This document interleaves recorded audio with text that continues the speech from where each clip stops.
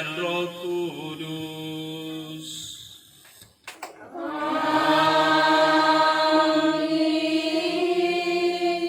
Semoga rahmat Tuhan kita Yesus Kristus, cinta kasih Allah, dan persekutuan Roh Kudus bersamamu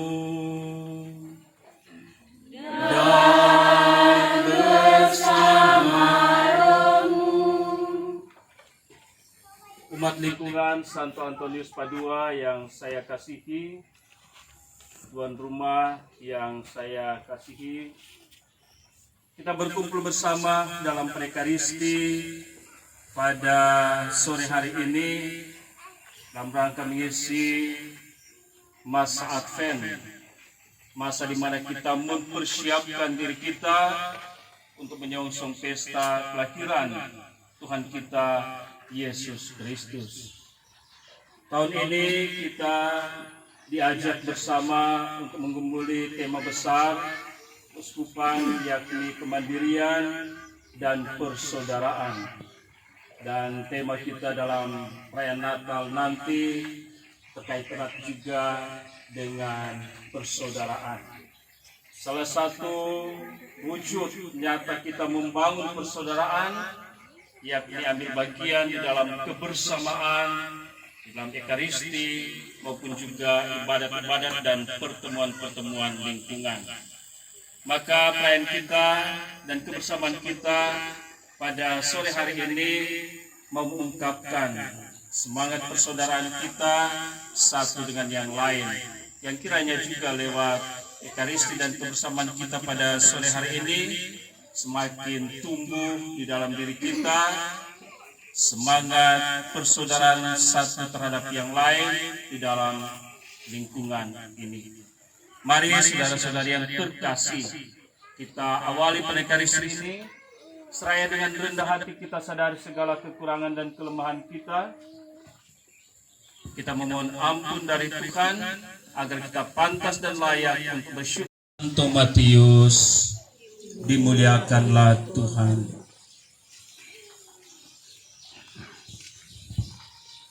Pada suatu hari Yesus berkata kepada orang banyak, "Aku berkata kepadamu, sesungguhnya di antara mereka yang dilahirkan oleh perempuan tidak pernah tampil seorang yang lebih besar daripada Yohanes Pembaptis. Namun, yang terkecil dalam kerajaan surga lebih besar daripadanya." Sejak tampilnya Yohanes Pembaptis hingga sekarang, kerajaan surga dirongrong, dan orang yang merongrongnya mencoba menguasainya. Sebab semua kitab para nabi dan kitab Taurat bernubuat hingga tampilnya Yohanes Pembaptis. Dan jika kalian mau menerimanya, Yohanes itulah Elia yang akan datang. Barang siapa bertelinga, hendaklah ia mendengar. Demikianlah sabda Tuhan. Terpujilah Kristus.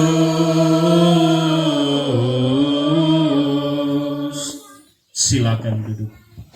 Itu di dalam ketakutan dan keputusasaan. Nabi ingin agar orang sungguh meyakini bahwa Tuhan yang diimani, itu sungguh-sungguh Tuhan yang maha baik. Nabi saya ingin agar orang-orang Israel percaya kepada Allah. Di tengah-tengah kesulitan, cobaan, bahkan penderitaan yang mereka alami, Nabi mau mengajak mereka untuk jangan putus asa. Yakinlah bahwa Tuhan akan menolong. Dan karena itu orang harus mengandalkan Tuhan di dalam kehidupan mereka.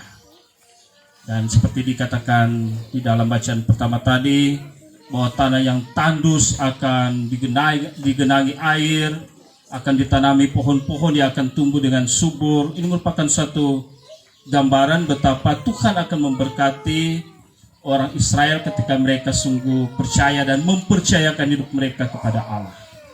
Jadi itu konteksnya. Sedangkan di dalam Injil yang kita dengarkan tadi, dalam pewartaan Yesus katakan bahwa Yohanes itu orang yang besar, bahkan tidak ada orang yang lebih besar yang pernah lahir dari seorang perempuan yang lebih besar daripada Yohanes Pembaptis. Tetapi yang terkecil dalam kerajaan surga itu lebih besar daripada Yohanes Pembaptis. Dan di akhir Injil, Yesus katakan barang siapa bertelinga hendaklah ia mendengar. Jadi itu konteks dari dua bacaan yang kita tadi dengarkan.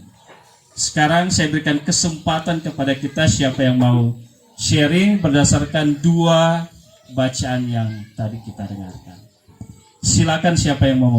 Katakan Tuhan bersabda, jangan takut, akulah yang menolong engkau. Kata-kata ini untuk saya menarik karena saya punya pengalaman diliputi oleh ketakutan. Ya, ketika saya bertugas di Kimam, saya masih sebagai imam, sebagai pastor baru. Jadi belum tahu apa-apa tentang Kimam, saya ditugaskan di Kimam. Lalu bulan Desember, Januari di Kimam waktu itu situasi agak panas dengan kelompok 3 buta tahun 2001 itu. Sebelumnya diawali dengan pembakaran kapal, lalu tindakan dari tugas keamanan, lalu kelompok 3 buta yang datang ke Kimam dan akhirnya terjadi kontak kontak fisik dan menyebabkan beberapa orang meninggal dunia. Itu suatu peristiwa yang sungguh-sungguh mencekam waktu di Kimam. Sesudah peristiwa itu, karena ada beberapa kampung yang masyarakatnya sudah tidak punya bahan makanan, pakaian, lalu dari Merauke mengirim bahan makanan dan pakaian untuk disumbangkan ke 2 kampung KW di Kalikorimin. Dan waktu itu kami yang bawa. Saya, ada Pastor Franz Mandagi, adiknya dari Uskup. Kami yang bawa bahan makanan itu dengan menggunakan kapal Shalom. Sepanjang perjalanan ketika kami masuk Kalikorimin, ketika kapal masuk ke dalam, orang-orang yang ada pinggir kali ketakutan, mereka lari semua ke dalam hutan. Mereka takut. Akhirnya kami sampai di pertengahan di mana masyarakat sudah menunggu karena sudah informasikan bahwa kami akan bawa sumbangan waktu itu. Kami diterima dengan baik di tempat itu dengan kondisi masyarakat yang bagi kami itu menjadi reda. Tapi poinnya bahwa saya merasa bahwa ketakutan itu sesuatu yang wajar ketika kita berhadapan dengan situasi yang tidak kita harapkan, situasi yang mengancam kehidupan kita. Tapi kita akan menjadi tenang ketika kita pasrah, mempercayakan kehidupan kita kepada Tuhan dan percaya bahwa Tuhan akan menolong kita.